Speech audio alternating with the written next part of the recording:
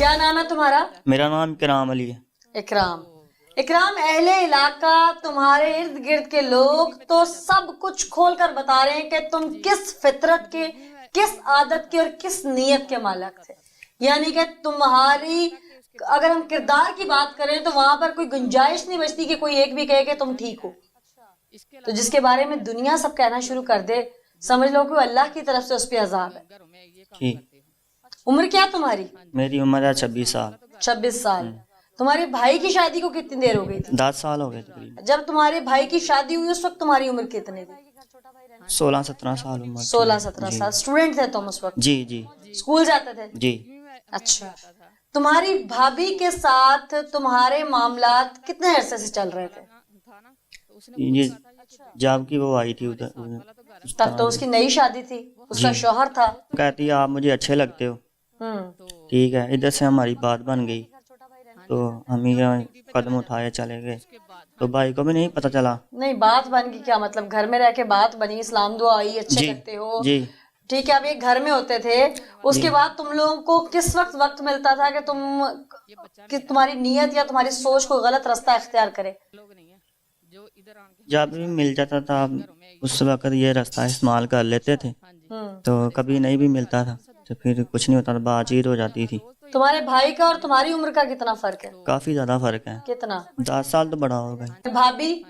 10-12 साल होगी। वो भी 10-12 साल बड़ी? जी जी। बच्चे भी होंगे उनके? जी। 10 साल से तुम्हारा ताल्लुक था भाभी के साथ, तो वो जो बच्चे थे वो तुम्हारे थे या भाई के? तुम्हें तो पता होगा। भाई के होंगे, मेरे होंगे। मैंने कहा से ये तो अल्लाह की देन होती है। अच्छा। तो उसके साथ नजायज अल्लाह के थे, ये तो मुझे पता नहीं है उसके हैं या मेरे। इन 10 सालों में तुम्हें एक बार भी शर्म नहीं आई कि मैं भाभी की जान छोड़ दूं, उसके बच्चे हो गए हैं, मेरे भाई की वो बीवी है, उसका घर है, ताल्लुकात खत्म कर दूं? कोई एक दिन तो ऐसा आता है, कई रमजान भी गुजरे होंगे कि इंसान पछतावा करता है, अपने किए की माफी मांगता है। कोई एक रात भी ऐसी नहीं आई कि तुमने अल्लाह के हुजूर माफी मांगी हो इस काम से? जी मांगी थी, मैंने उसको बोला भी था तो बस कर दें यूं ही। वो कहती मैं आपके भाई को बता देना ये बच्चा जौन सा है वो तेरा है। बार बार यही कहती है मैं आपके भाई को बताऊंगी, अब बता दूंगी, अब बताऊंगी। कितनी मोहब्बत थी तुम्हें भाभी से जो बीवी से नहीं हो रही थी? देखें ना, ये मोड़ पे आके इंसान जान भी दे देता, फांसी हो सकती है मुझे। तो ये देखें, मैं अपनी भी जान दे चुका हूँ, भाई की भी जान दे चुका हूँ। इतनी मोहब्बत थी भाभी से? यस। तो जो बीवी शादी करके लाए थे, उसी भाभी की छोटी सगी बहन थी, उससे मोहब्बत नहीं हुई थी? मैं उसको नहीं था पसंद करता, उसकी बहन को पसंद करता था। तो उसने ये कह दिया आप ये कर दो, तो मैं सारों को ऐसे ऐसे बात के मैं ला के मना लूंगी, तो आप ये कर दो। ठीक है, तो फिर मैंने ये कर दी। अच्छा, बड़े आराम से कह रहे हो कर दिया। मेरी जौन सी बीवी थी ना, तो वो तो शक में रहती थी। क्यों? जो आप मेरी बहन के साथ ऐसे ऐसे हो। शक क्यों करती थी वो? जो उसकी बहन थी ना, वो कहती थी मेरी बहन से आप मिलना नहीं है अब। कौन कहती थी? भाभी? जी। अच्छा, तुम्हें मना करती थी कि तुमने अपनी बीवी से बात नहीं करनी, उसको हक अदा नहीं करना उसका? जी। अच्छा, फिर वो लड़के घर चल गई अपनी शादी के बाद भी नहीं छोड़ी। हालांकि तुम्हारी बीवी तुम्हारी हम उम्र थी, नौजवान थी, कुंवारी थी, तब तो तुमसे शादी करके आई।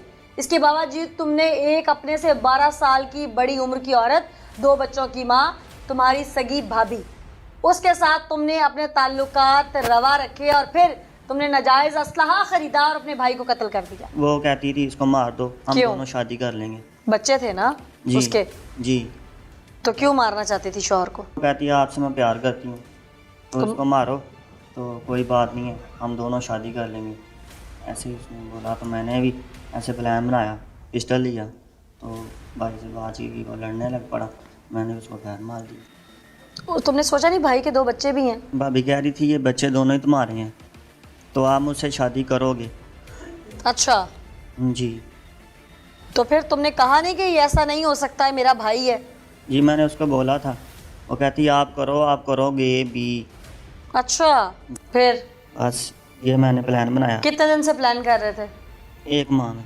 1 माह से कर रहे थे? ये मारने वाला 1 माह में प्लान हुआ है। मारने के तो और भी बहुत सारे तरीके हैं, वो खुद घर में रहती थी, खुद भी मार सकती थी, तुम्हें क्यों कहती थी मार दो?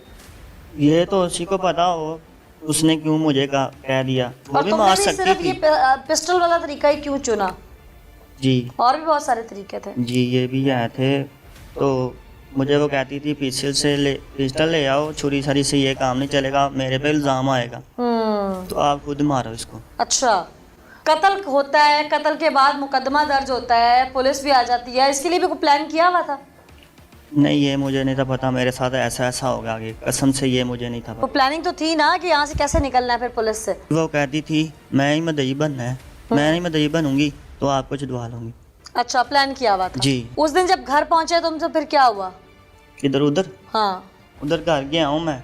जब लड़ाई शुरू हुई भाई के घर जब पहुंचे थे। जी, मैंने उसको बोला है अपनी बीवी ले आयो, तो मेरी बीवी क्यों नहीं लेके आए? उसने ईंट पकड़ी है, मेरे पाँव पे लगा दी थी, तो मुझे गुस्सा आया, मैंने कहा यानी तुम तो गए ही पहले प्लान करके मारने थे ना, तुम तो वेपन लेके गए थे साथ। हाँ जी। तो तुमने ये बात खुद से इश्तियाल उसको खुद दिलाया तुमने? जी। अच्छा, फिर तुम्हारी भाभी कहाँ थी जिस वक्त तुम अपने भाई को फायर मार रहे थे? उधर ही थी उसके सामने। तो उसने ऊपर से क्या कहा?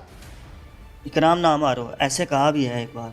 फिर जब फायर लग गए? दिखावे के लिए, वो बच जाएगा तो वो बोलेगा ना हाँ। कि इसने कहा है मुझे ना मारो, इसको इकराम ना मारो। हाँ। उसने कह दिया था ना मारो इकराम। फिर जब फायर लग गए फिर? तो लग गए, उसने उठाया भाभी ने, तो मोहल्ले वालों ने उठाया, रश्के पे ले गए, तो रास्ते में जाते उसकी डेथ हो गई।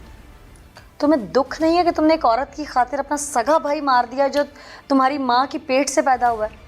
कसम से दुख होता है, मैं क्या करूं, मुझे रात को नींद नहीं आती। जिस भाई ने तुम्हें चलना सिखाया, उठा के खिलाया, 10 साल बड़ा था वो तुमसे, तुम्हारे बाप की जगह पे है। मैं क्या बोलूं, माशरे उससे प्यार में अंधा हो गया था वो। इतना क्या अंधा होता है कि इंसान को अपना भाई नजर ना आए? जी मैडम, मैंने बहुत ज़्यादा गलत किया, मैं शर्मिंदा हूँ, मुझे रात को नींद नहीं आती कसम से। अब मैं कसम से ये भाइयों से पूछ रहे हैं पुलिस वाले, पर मैं 5 वक्त की नमाज़ पढ़ता हूँ। अब क्या फ़ायदा ऐसी नमाज का कि तुमने भाई मार दिया अपना? मैंने आप अकेला बैठ के रोता हूँ ना, फिर सोचता हूँ भाई मैंने बहुत ज़्यादा गलत किया, भाई की कब्र मैं कहता हूँ अल्लाह पाक मेरे भाई को जन्नत अता करो। उसका चेहरा नहीं तुम्हारी आंखों के सामने आता है। उसका भी बचपन में उसने तुम्हें प्यार किया हो, कभी तुम्हारा मुंह चूमा हो, छोटे होते तुम्हारी शादी से पहले, तुम्हें कुछ याद नहीं आता? आता है। क्या याद आती है बात ज्यादा? याद आती है हमारे साथ खेलता था, सर्दियों में हमें कुछ ला के भी देता था, भाई ये लो खाओ, हमारे साथ बैठो खाओ। माँ बाप भी बैठते थे, हम खाते थे सारे। ये भी यादें आती हैं। फिर मैंने बहुत ज़्यादा गलत काम किया है इस औरत के कहने पे, बहुत ज़्यादा गलत काम किया, मुझे बहुत ज़्यादा शर्मिंदगी भी आती है और मैं रोता हूँ भी, मुझे नींद भी नहीं आती। कसम से मैं ये कहता हूँ मुझे अल्लाह पाक मौत दे दे। अब क्या प्लान है? अगर छूटते हो, बाहर निकलते हो, भावे से शादी करोगे? नहीं, ये शादी करूँगा, हरगिज़ नहीं करूँगा। या वो भाई को मरवा सकती है, कल वो किसी और से उन 2 मासूम बच्चों का क्या कसूर है? कभी किसी और से भी लगा कर मुझे भी मरवा सकती है। उन 2 मासूम बच्चों का क्या कसूर है जिनके सर से तुमने बाप छीन लिया?